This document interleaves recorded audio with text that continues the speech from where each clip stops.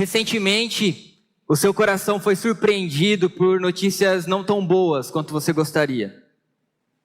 Se você estava acompanhando os noticiários ou as redes sociais, logo percebeu que ali na Turquia e toda aquela região foi afetada grandemente por um terremoto. Em diversas áreas, prédios foram caindo, cidades foram sendo destruídas, justamente por conta desse desastre natural. E você olhou isso, seu coração foi encharcado de um temor, de um sentimento de compaixão. Bem provavelmente que seu coração foi levado à oração, pedindo para que o Senhor colocasse a mão dele sobre essas vidas. E quando nós olhamos todos esses desastres naturais, o nosso coração tem que estar alegre, porque graças a Deus, no país onde nós vivemos, nesta região, nós não sofremos com essas coisas. Isso é dádiva, isso é a bondade do Senhor, conforme nós cantamos aqui agora, que se estende nos mais diversos aspectos da nossa vida diária. E uma coisa me chamou a atenção, é que nesta semana, exatamente na terça-feira, o grupo dos brasileiros que fazem parte desta comunidade que ajuda outros países quando acontecem as calamidades, esse grupo então levou mantimentos básicos para sobrevivência ali na Turquia, bem como para ajudar com seus próprios esforços, o seu trabalho manual, poder encontrar vidas ainda naqueles escombros. Mas uma coisa me chamou a atenção, que foi envio de suprimentos básicos para a sobrevivência. E enquanto eu meditava na palavra do Senhor, e eu preguei esse texto hoje de manhã na minha igreja, eu vejo aqui Paulo, ele diz aos Efésios, e é esse texto que a gente vai meditar, que em Cristo nós não temos o básico. Em Cristo nós temos muito mais para a nossa sobrevivência, para o nosso crescimento cristão. E quando nós olhamos esse texto, iremos meditar nesta noite, nós iremos compreender como o nosso Deus é bondoso, e Ele nos abençoa de uma forma infinita na pessoa de Deus Pai, na pessoa de Deus Filho, e na pessoa de Deus Espírito Santo. Por isso eu convido os irmãos a abrirem a palavra do Senhor em Efésios, capítulo de número 1, versículo 3 a 14. Eu leio na NAA. Vamos ler a partir do versículo de número 1, a introdução, uma saudação que Paulo faz aos Efésios. Diz assim a palavra do Senhor: Paulo, apóstolo de Cristo Jesus, pela vontade de Deus, aos santos que vivem em Éfeso e são fiéis em Cristo Jesus. Que a graça e a paz de Deus, o nosso Pai, e do Senhor Jesus Cristo estejam com vocês. Bendito seja o Deus e Pai de nosso Senhor Jesus Cristo, que nos abençoou com todas as bênçãos espirituais nas regiões celestiais em Cristo. Antes da fundação do mundo, Deus nos escolheu nele, para sermos santos e irrepreensíveis diante dele. Em amor, nos predestinou para ele, para sermos adotados como seus filhos, por meio de Jesus Cristo, segundo o propósito de sua vontade, para louvor da glória de sua graça, que ele nos concedeu gratuitamente no amado. Nele temos a redenção pelo seu sangue, a remissão dos pecados, segundo a riqueza da sua graça, que Deus derramou abundantemente sobre nós, em toda a sabedoria e entendimento. Ele nos revelou o mistério da sua vontade, segundo o seu propósito, que ele apresentou em Cristo, de fazer convergir nele, na dispensação da plenitude dos tempos, todas as coisas, tanto as do céu como as da terra. Em Cristo fomos também feitos herança, predestinados segundo o propósito daquele que faz todas as coisas conforme o conselho da sua vontade, a fim de sermos para o louvor da sua glória. Nós, os que de antemão esperamos em Cristo, nele também vocês, depois que ouviram a palavra da verdade, o evangelho da salvação, tendo nele também crido, receberam o selo do Espírito Santo da promessa. O Espírito é o penhor da nossa herança até o resgate da sua propriedade em louvor da sua glória. Feche seus olhos, vamos orar novamente. Pai querido, Pai bondoso, estamos diante do Senhor, cientes da nossa incapacidade de reconhecer aquilo que precisamos melhorar, aquilo que precisamos ser corrigidos. É por isso que suplicamos diante da tua graça, diante das verdades bíblicas nas quais lemos aqui, que o teu Espírito Santo venha soprar sobre nós, trazendo esclarecimento, trazendo luz ao nosso coração, para que possamos compreender e essas verdades possam mudar a nossa maneira de pensar e, consequentemente, as nossas ações, para que elas possam redundar em glórias que pertencem somente a Ti. Esse é o desejo do nosso coração. Fique conosco, Pai. É assim que pedimos, em nome de Jesus. Amém. Esse texto do versículo 3 ao versículo 14 é um texto extenso. Paulo aqui, ele não toma fôlego para colocar um ponto final.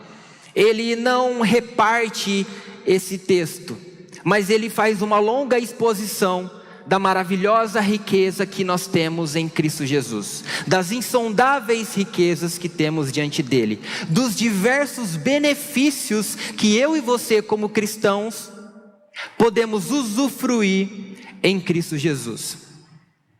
Talvez você tenha o carro e aí no seu carro você vai trabalhar, você vai para a faculdade, você vai ao mercado, mas você conhece pouco do seu carro. Você apenas abastece quando lembra, ou quando o painel te lembra, ou quando você fica parado na rodovia, então você é lembrado. Nada contra as mulheres, eu vi que teve alguns sorrisos aqui, alguns olhares, mas é bem provável também que você conheça muito do seu carro, você saiba das diversas partes, dos motores, como que cada parte funciona. Você entende muito bem sobre o motor de partida, as escovas, as lamelas. Você vê que cada parafuso tem o seu torque certo, enfim. Mas você pode deixar o seu carro na garagem. Você pode deixar o seu carro ali guardado e ele malemar vê a luz do dia. A palavra de Deus, ela nos confronta. A palavra de Deus, ela mexe com a nossa estrutura, ela mexe com a nossa alma. E a resposta que nós temos que dar diante da palavra do Senhor é arrependimento e fé. Porque ela vai moldar a nossa maneira de pensar e moldar a nossa maneira de agir, influenciar nos nossos relacionamentos, influenciar na maneira como nós tratamos os nossos dentro de casa, como nos comportamos diante do trabalho, da faculdade, enfim. É por isso que o meu desejo quando estamos meditando aqui é que você tenha essa liberdade para que o Espírito Santo possa tocar e você seja confrontado e seja mudado pela palavra do Senhor. Que você e eu possamos usar a palavra como uma ferramenta e que ela possa de fato mexer com o nosso coração. Quando Paulo escreve esse texto, ele procura trazer os melhores sinônimos, os melhores adjetivos para explicar a vontade soberana do Senhor de escolher aqueles que são seus, de alcançar antes da fundação do mundo aqueles que iriam se render ao senhorio de Cristo Jesus. Por isso iremos então explorar as bênçãos que estão à disposição daquele que é cristão, daquele que é discípulo de Jesus. Isso significa que não precisamos buscar outras bênçãos espirituais. Não precisamos buscar um upgrade, um cristianismo 2.0, um atualizar a Bíblia, não. Mas Paulo ele vai nos encorajar a ser cheios do Espírito Santo, Paulo vai encorajar com que a gente busque fazer a vontade do Senhor nos mais diversos aspectos da nossa vida. E a primeira bênção que recebemos de Deus na pessoa do Pai está escrito aí nos versos 3 ao verso 6. Bendito, Paulo inicia a sua exposição sobre os atributos de Deus, sobre o caráter de Deus, louvando a Ele. Um teólogo, certa vez, dando início à exposição desse texto, um comentário, ele disse que é como se fosse diversas tonalidades de cores, e aquele artista está pintando aquela belíssima obra, ou como se fosse aquela pequena bola de neve, que ao longo do tempo, ao longo que vai descendo morro abaixo, vai se transformando e vai aumentando, ganhando volume. Assim é essa exposição que Paulo faz desses textos. Ele inicia de uma forma bela, dando glórias a Deus. Bendito, ele usa uma palavra que somente a Deus deve ser usada. Aqui no grego, eulogetos, é usada somente em referência à majestade, à infinitude deste Deus. Só nosso Deus é digno, só o nosso Deus merece todo o nosso louvor, toda a nossa adoração. Só o nosso Deus merece toda a nossa adoração, todas as nossas canções, todas as nossas manifestações de adoração. Só Ele é bendito. E aqui existe um jogo de palavras. Bendito seja Deus e Pai que nos abençoa. Justamente o povo de Deus é chamado como um povo que é abençoado, porque recebemos muito mais daquilo que pedimos ou pensamos, não é verdade? Só o fato de termos passado por uma pandemia, estarmos aqui cantando, louvando ao Senhor, olha as infinitas dádivas que recebemos de Deus. Olha como é gostoso e maravilhoso participarmos da obra de missões. Como meu coração fica alegre quando eu vejo os alvos sendo alcançados. Como eu fico alegre quando eu converso com o Cleiton e ele diz: olha, semana que vem iremos comemorar 1 ano de embaixada. E há pouco tempo nós tomávamos um café conversando sobre esse desejo que ele tinha no coração. Não só os embaixadores, como as mensageiras também. Às vezes elas são excluídas, desculpe. Embaixadores e mensageiras, como é maravilhoso participarmos. Meus irmãos, isso é uma dádiva do Senhor, isso é um privilégio. Nós não devemos fazer isso como se fosse um peso, como se fosse uma obrigação, mas partilhar da palavra do Senhor com alegria, com vontade, com desejo, com o coração aquecido. E esse foi o objetivo de Paulo ao escrever aos Efésios. Ele estava ali num momento difícil na sua vida, ele estava ali preso, ele estava ali procurando encorajar aquela primeira igreja na qual ele plantou, que ele iniciou o seu ministério. E é por isso que na primeira parte desta carta, ele procura então trazer os pilares da nossa fé. Nos 3 primeiros capítulos, ele coloca aqui os pilares, a base sólida, no qual ele vai trabalhar depois. No início ele começa com a teoria, vamos dizer assim, e metade para o final com a prática, a ética cristã. É como se eu e você, depois de lêssemos aqui, perguntássemos: ok, mas o que eu vou fazer com isso, Paulo? Então Paulo ele vai esclarecer. Judeus e gentios agora partilham de uma mesma fé. Um só povo, uma só fé. Diversas etnias, diversas línguas, diversos jeitos de viver, diversos aspectos, características físicas, mas que compartilham da mesma fé. Diversos pensamentos políticos, mas que partilham da mesma fé. Paulo ele vai trabalhar isso também nesta carta. E ele vai trazer também a atividade, como a igreja deve se comportar no mundo. E eu fui um pouco pego de surpresa aqui em relação ao tema. Se eu soubesse que tinha o tema, eu teria estudado, teria feito outro sermão. Mas enfim, Mas até naquele momento onde Paulo escreve aos Efésios, existia uma idolatria muito forte reinando naquele momento. Ali em Éfeso existia um templo gigantesco, onde foi considerado como uma das maiores maravilhas arquitetônicas do mundo antigo. Ali em Éfeso existia o templo da deusa Diana, onde era realizado diversos cultos pagãos, idolatria, feitiçaria, uma promiscuidade, uma vida entregue ao pecado, uma libertinagem sexual.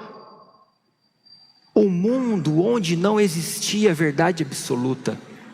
Alguma diferença entre o mundo de hoje? Nancy Pearce vai escrever um livro, Verdade Absoluta, um livro extenso, onde ela vai trabalhar justamente essa questão, esse relativismo. Tudo é no seu ponto de vista, nada é verdade. Paulo ele vai trabalhar isso. E é por isso que então ele começa trazendo: igreja de Éfeso, vocês são infinitamente abençoados por Deus, porque Deus o Pai tem concedido vocês infinitas riquezas. O que nós devemos fazer? Qual foi a resposta dos Efésios em relação a isso? Se apropriar pela fé desses benefícios que o cristão está à disposição. E aqui ele diz: bendito seja Deus e Pai. Ele coloca em igualdade a divindade, a humanidade de Jesus Cristo. Cristo é o Filho de Deus por geração eterna, e além de ser Deus também é perfeitamente homem, o sacrifício perfeito. Cristo é o fruto do amor de Deus. Certa vez, respondendo a Simão Pedro, o Senhor Cristo, respondendo Simão Pedro disse: o Senhor é o Cristo, o Filho do Deus vivo. E aqui o texto continua: que nos abençoou com todas as bênçãos espirituais nas regiões celestiais em Cristo. Não apenas uma parte, não apenas uma porção, um pouquinho, mas todas as bênçãos espirituais. Não apenas bênçãos materiais como temos recebido, como temos sido presenteados por Deus diariamente, mas também bênçãos espirituais nas regiões celestiais. Não aqui uma esfera geográfica, um ponto, um local na terra, mas uma região sublime, uma região elevada a Cristo Jesus. E qual que é a fonte dessas bênçãos? O próprio Deus. Uma fonte inesgotável, que mata a nossa sede, que jorra fontes de águas vivas. Esse é o nosso Deus que nos abençoou como Criador, sustentador do universo, o provedor, aquele que é Pai, aquele que usou uma pomba e uma flor para nos ensinar de que nós não precisamos ficar ansiosos por coisa alguma. Este, o nosso Deus, Criador, sustentador de todas as coisas, é o Deus provedor, é o Deus que nos dá tudo o que necessitamos. Qual que é a natureza dessas bênçãos? Ela está nas regiões celestiais, são bênçãos espirituais. Esse é o ambiente onde nós a encontramos. E aquele que ainda não se rendeu ao senhorio de Cristo Jesus, encontra-se em qual posição? Em Cristo ou a parte de Cristo?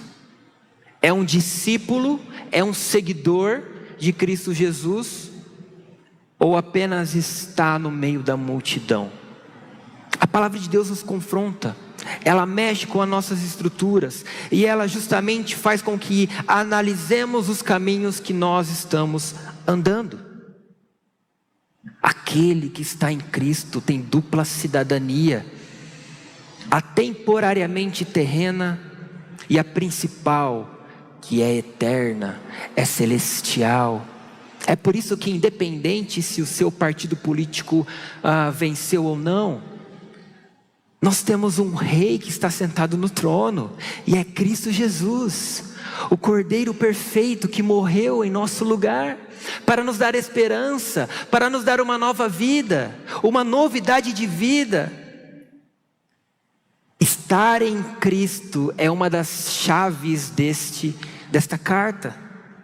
Estar em Cristo, enraizado nele, não a parte dele, mas estar em Cristo. E Filipenses 3:20 vai dizer: pois a nossa pátria está nos céus, de onde também aguardamos o Salvador, o Senhor Jesus Cristo.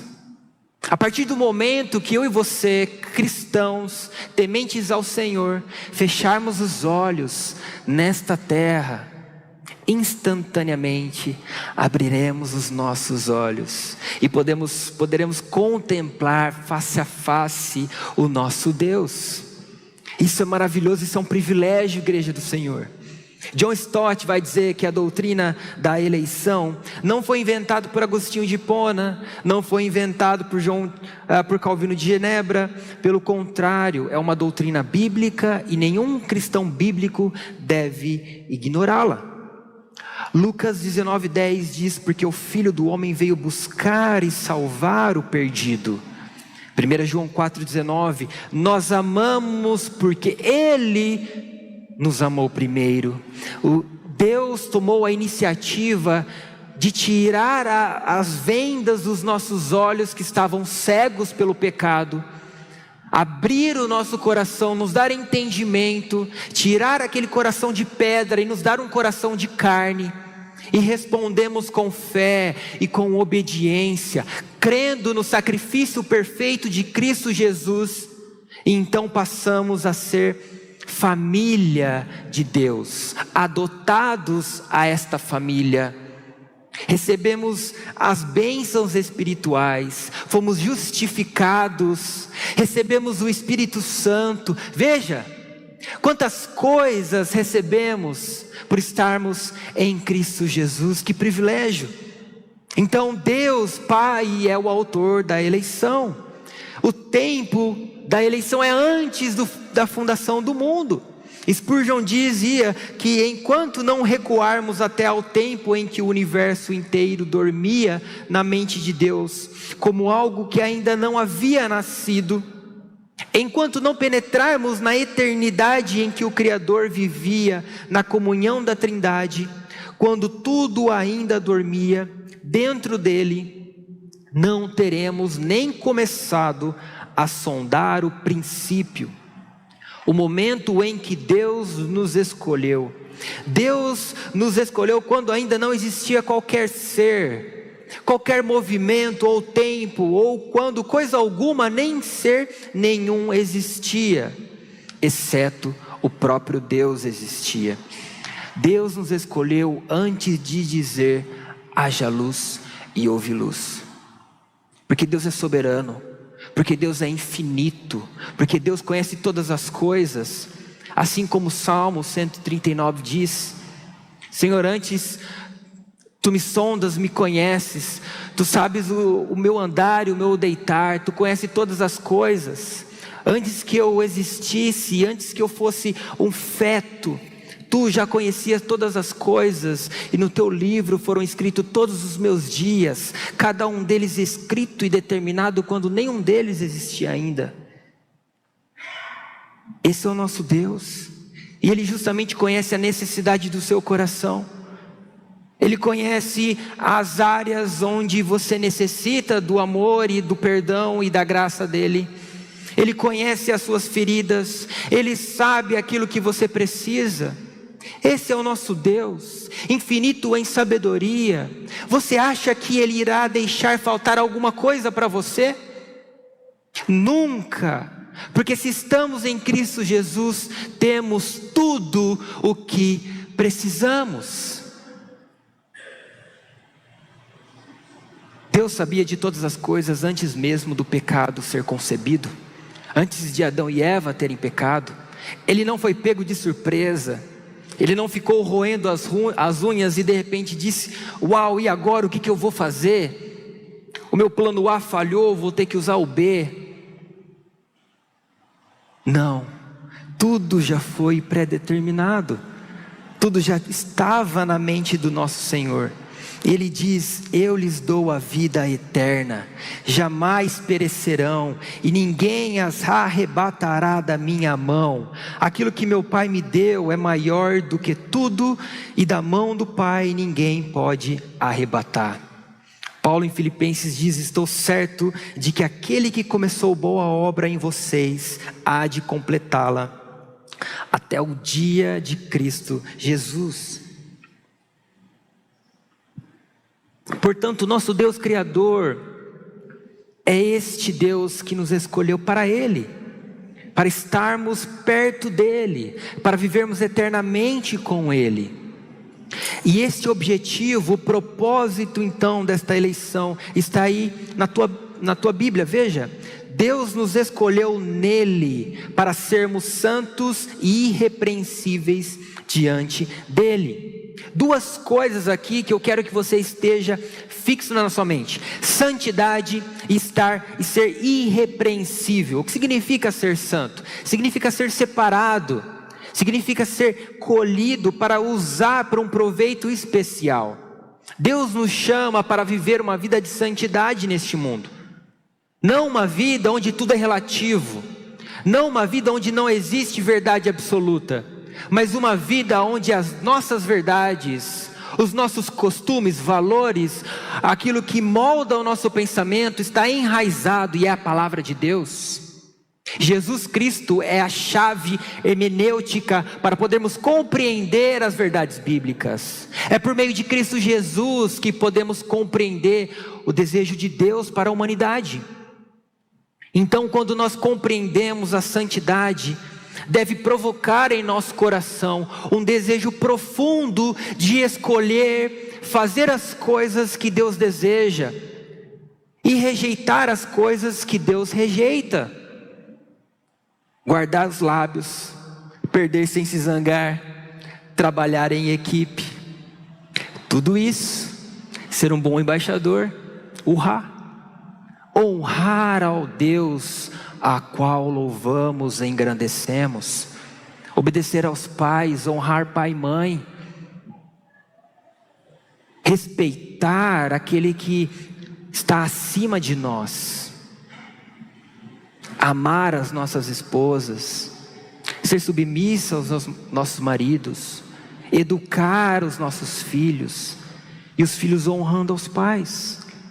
Veja, a comunhão perfeita aqui entre Pai, Filho e Espírito Santo, a Trindade vivendo a diferença na unidade. E Deus nos chama a esse propósito, viver uma vida santa, uma santidade que não é a causa, mas a prova de que pertencemos a Ele.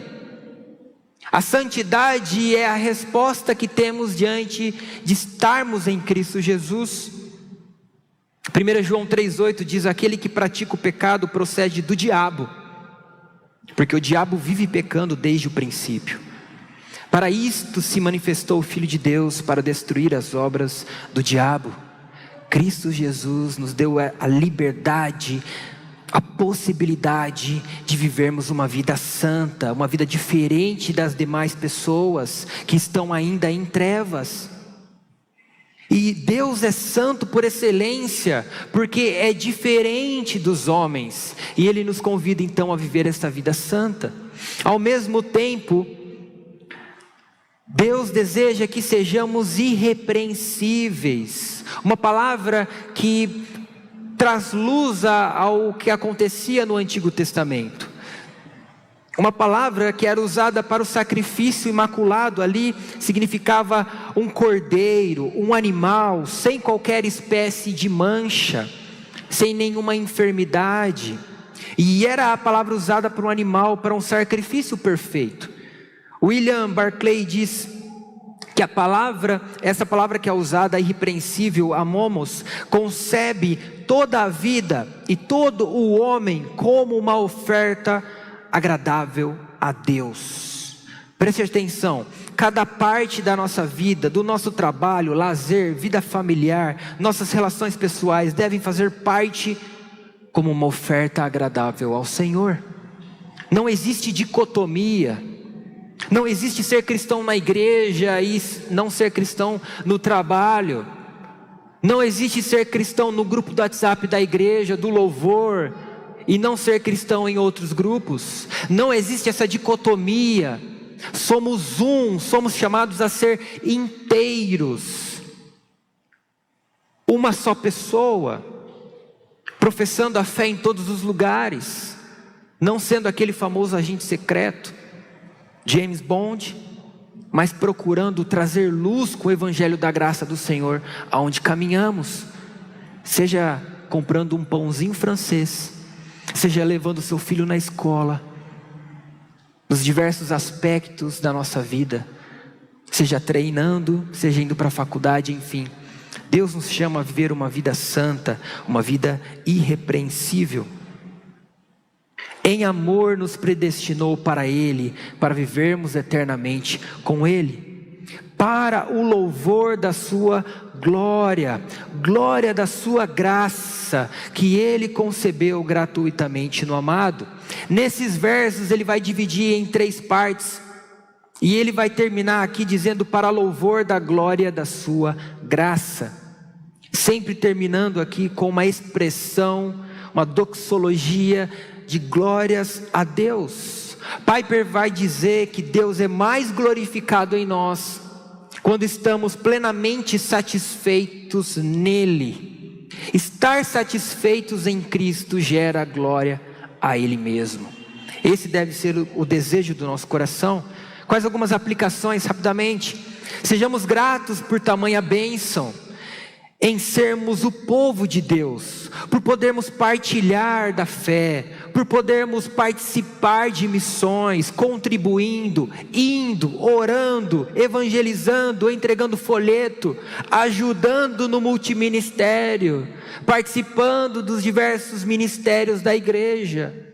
Tudo faz parte, move o nosso coração a fazer mais para a glória do Senhor. Troque a murmuração pelo reconhecimento da graça e da bondade do Senhor. Quantas vezes eu e você nos pegamos reclamando por todas as coisas, às vezes sem motivo.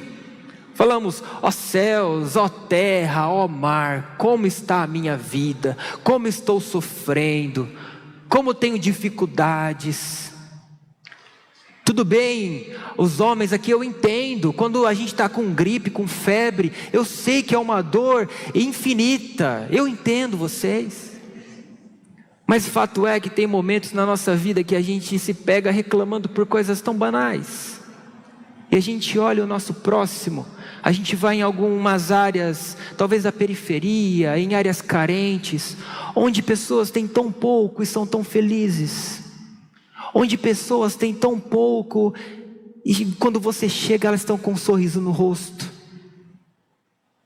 Como uma geração de jovens e adolescentes reclama de tudo. Reclama de tudo. É do almoço, da janta, do café da manhã, da roupa. É do celular, é da internet que é lenta e não consegue jogar os jogos preferidos. E tantas outras coisas. Meus queridos, vamos dar valor àquilo que os seus pais, com tanto sacrifício, têm colocado na mesa, têm dado à disposição de vocês, seja um curso, seja material, enfim. A nossa adoração, ela é corrigida quando compreendemos que o Deus Criador nos escolheu para Ele. Deixamos então de olhar para nós mesmos e passamos a olhar para Deus, para Cristo Jesus. A nossa fé é fortalecida, pois diante desta culpa, somos convencidos de tamanha graça e misericórdia que foram derramadas em nosso favor. Enfim, somos lembrados diariamente da boa mão do nosso Senhor sobre nós. O segundo aqui é bênçãos concedidas por Deus, o Filho, versículo 7 a 12, veja aí na sua Bíblia. Nele temos a redenção pelo seu sangue, a remissão dos pecados. 2 pontos fundamentais para a nossa fé. E Paulo vai trabalhar isso com bastante palavras, e eu terei que trabalhar isso com poucas palavras, porque o tempo certamente corre. Mas ele vai trabalhar aqui sobre a redenção e sobre o perdão dos pecados. 3 verdades aqui para compreendermos melhor. É que primeiro Jesus nos redimiu.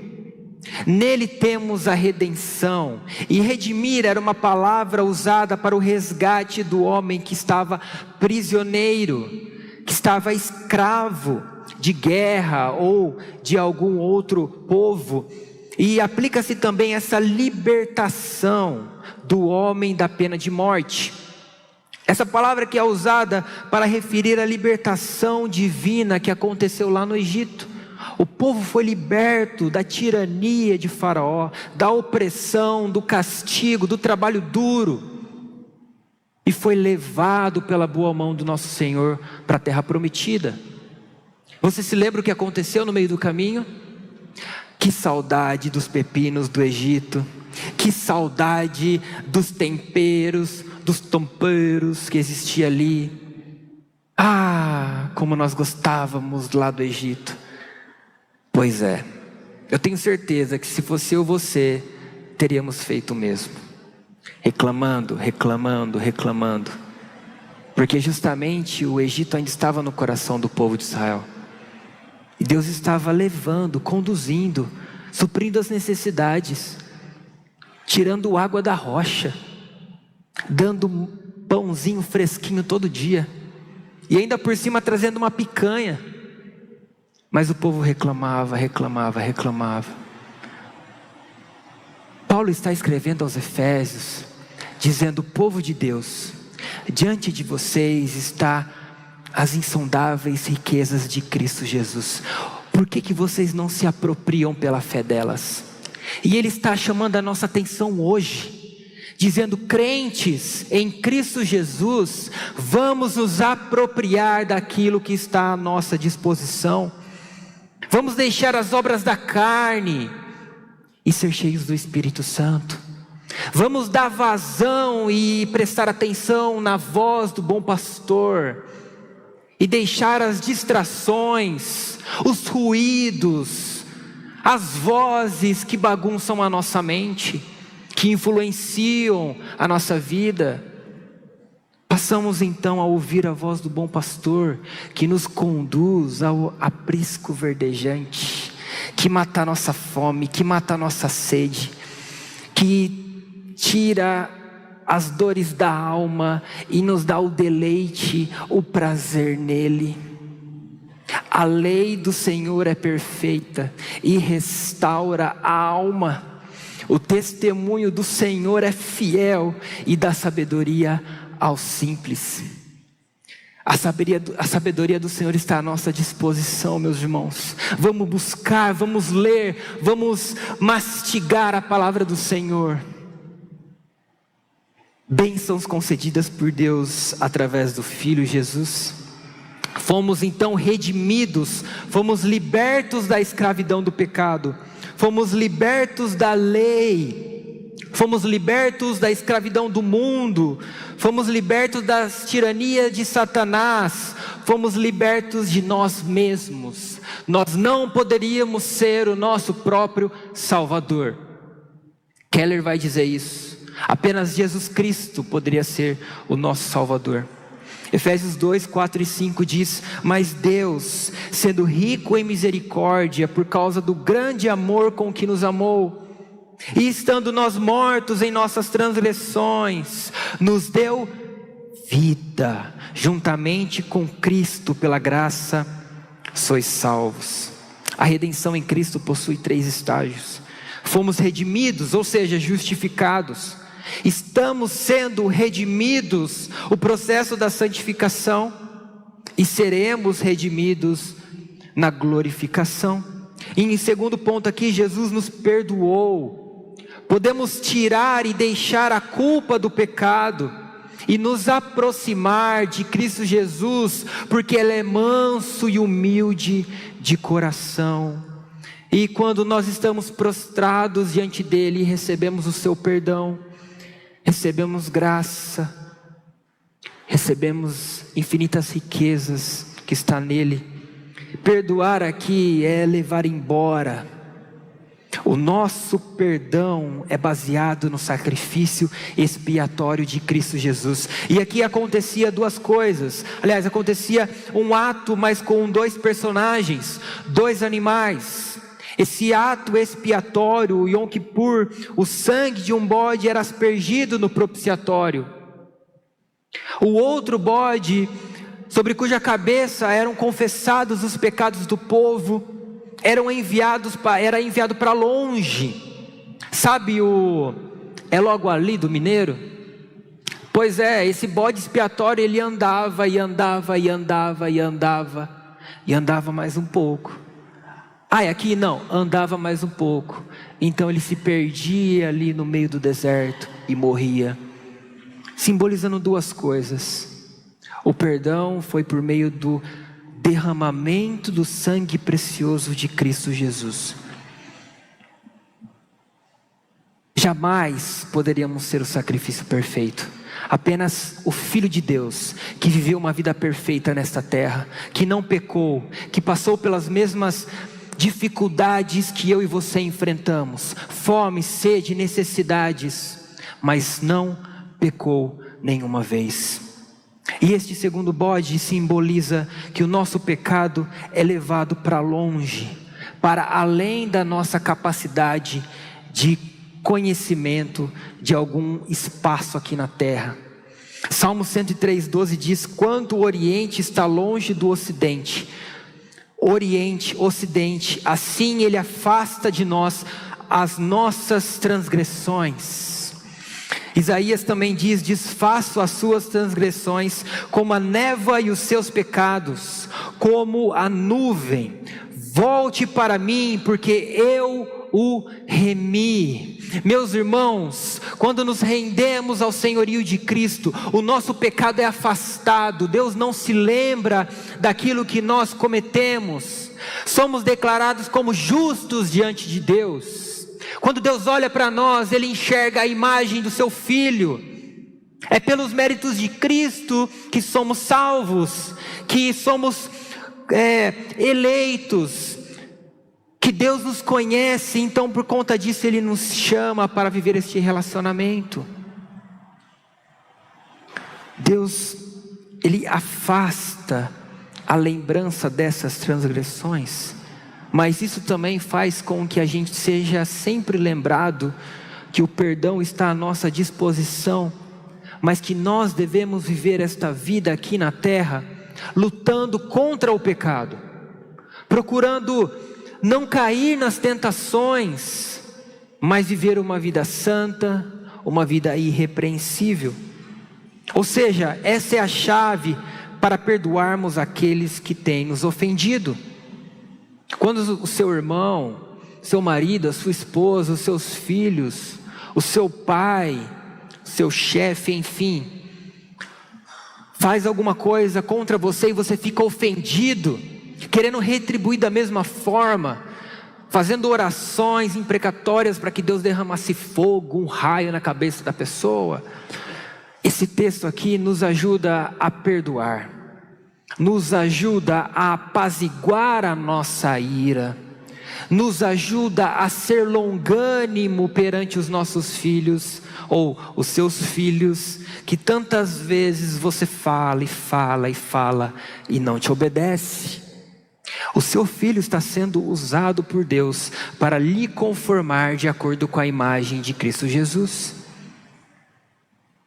E eu sei que o adolescente, ele faz você se conformar mais ainda. Haja paciência. Eu trabalho com a juventude, eu sei como é difícil. Mas o perdão está à nossa disposição quando de fato lembramos do maior pagamento que foi feito ali na cruz do Calvário. Uma dívida impagável, o sacrifício perfeito. Se Deus nos amou e pagou uma dívida impagável, como eu e você podemos não responder da mesma forma? Como eu e você deixamos de estender a mão e perdoar uns aos outros? Jesus nos ensinou a viver de forma sábia e prudente. É por isso que diz versículo 8, que Deus derramou abundantemente sobre nós em toda a sabedoria e entendimento. Ele viveu uma vida perfeita de obediência ao Pai e nos ensina a viver esta vida na terra em obediência a Ele.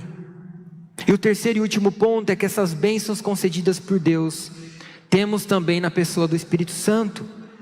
Veja o versículo 13, e nele também vocês, depois que ouviram a palavra da verdade, o evangelho da salvação, tendo nele também crido, receberam o selo do Espírito Santo. Somos selados, recebemos a garantia, depois que ouvimos o evangelho da salvação, as boas novas de grande alegria. Cremos em Cristo Jesus, respondemos em fé, em obediência, reconhecendo a nossa incapacidade, e então fomos enxertados na videira, fomos adotados à família e recebemos o Espírito Santo. Esse Espírito, ele é o quê? Ele é o penhor da nossa herança, até o resgate da sua propriedade. William Barclay novamente diz que a experiência do Espírito Santo que temos neste mundo é uma antecipação das alegrias e das bênçãos que teremos no céu. Romanos 10:17 diz: e a fé vem pelo ouvir e o ouvir da palavra de Cristo. Devemos evangelizar, isso como aplicação deve mover o nosso coração, impulsionar a abrir as nossas bocas e declarar o evangelho de Cristo Jesus. Não ficar acovardado diante talvez da nossa incapacidade de fala, da nossa vergonha, mas falar, porque Deus nos dá sabedoria. Ele usa quem Ele quer. Meus irmãos, se Ele usou uma mula, você acha que Ele não vai usar a mim e a você? Ele vai usar os seus filhos para testemunhar as boas novas de grande alegria. Você está disposto? Você está com o coração aberto diante desta campanha, ou diante deste ano, a proclamar mais o evangelho de Cristo Jesus, a ser uma verdadeira testemunha onde você está? 3 significados aqui rapidamente sobre este selo. Garantir o caráter autêntico de um documento. O selo, bem como uma assinatura do dono, atesta a genuinidade do documento. Romanos 8:9 diz que se alguém não tem o Espírito de Cristo, não pertence a Cristo. Portanto, ter o Espírito Santo é como se fosse um selo autêntico de que somos o povo do Senhor. Não devemos ficar temerosos, mas encher de orgulho humilde diante deste privilégio de pertencer ao povo de Deus. O segundo ponto aqui é uma marca, uma propriedade. Somos dele, somos rebanho do seu pastoreio, e ele é o nosso pastor. No mundo antigo, este selo representava um símbolo pessoal do proprietário ou do remetente de alguma coisa importante. Era-se enviado uma carta a um outro reino, e então aquele rei selava esta carta como um selo garantindo uma propriedade. Deus pôs o seu selo sobre nós, porque nos comprou para sermos sua propriedade exclusiva. John Stott diz que o selo é uma marca de possessão e de autenticidade. E o terceiro e último ponto é que proteger contra a violação e dano. O selo romano sobre a tumba de Jesus, por exemplo, era justamente para manter aquela tumba presa, fechada, para que não houvesse alguém e violasse aquela tumba. Assim, o crente pertence a Deus. O Espírito Santo foi nos dado para estar sempre conosco, até a consumação dos séculos. Meus irmãos, Ele nunca nos deixará. Talvez os nossos pais podem nos deixar, a nossa família, os nossos filhos, os nossos entes queridos, todos em algum momento podem nos deixar. O nosso melhor amigo, o qual depositamos a nossa confiança. mas o Espírito Santo está selado na vida do cristão. Versículo 14 diz: o Espírito é o penhor da nossa herança até o resgate da sua propriedade, em louvor da sua glória. Existe uma herança a ser recebida por mim e por você. Por mais que você trabalhe, né, e o pessoal fala: eu não sou herdeiro, por isso que amanhã, segunda-feira, eu vou acordar de manhã e vou trabalhar. Mas nós somos herdeiros sim em Cristo Jesus. Existe um tesouro maravilhoso esperando por mim e por você. Um tesouro que vai, meus irmãos, um valor de riqueza que extrapola qualquer coisa que exista nesta terra. Maior do que sua conta bancária, maior do que qualquer propriedade, de qualquer patrimônio, de qualquer material que você possa usufruir ou comprar. A herança que está reservada para nós em Cristo Jesus é muito melhor. Olhemos então para o que a palavra de Deus nos diz. Pensemos nas coisas que são do alto e não nas coisas que são terrenas, onde ladrão rouba, onde as coisas, a traça, a ferrugem corrói, mas que a gente esteja apegado às coisas eternas, a vidas, a pessoas. Uma das coisas melhores que você pode fazer é doar o seu tempo. Doe o seu tempo, ajude, participe com as suas habilidades que o Senhor tem colocado em suas mãos. E aqui ele termina: até o resgate da sua propriedade. Já fomos livres da culpa do pecado, finalmente seremos livres da influência do pecado e livres da presença do pecado. Ele termina então mais uma vez dando glória a Deus. Rapidamente, mais algumas aplicações. Todo cristão verdadeiramente convertido tem o Espírito Santo. A plenitude do Espírito é alcançada depois desta conversão. Devemos ser cheios do Espírito Santo. E aqui eu encerro então com esses três pontos. Somos muito mais abençoados por Deus na pessoa do Pai, do Filho e do Espírito Santo. Vamos orar. Feche seus olhos, abaixe sua cabeça. Pai, te louvamos por tua palavra, agradecemos porque somos teu povo, somos livres da culpa do pecado, recebemos, ó Pai, o teu Espírito Santo, que é o selo que nos garante que somos teus, que não podemos perder a salvação, mas que o Senhor nos tomou para si, e somos o teu povo, rebanho do seu pastoreio. Ó Pai, perdoe os nossos pecados, as nossas transgressões. Perdoe, ó Pai, muitas vezes quando erramos, estamos em caminhos tortuosos. Ó Deus, cure o nosso coração, nos coloque de volta diante do teu caminho, que é plano, que é reto, que é seguro, que é confiável. É assim que nós agradecemos por tua palavra, que nos molda, que nos confronta, que nos encoraja. Em nome de Jesus, amém e amém.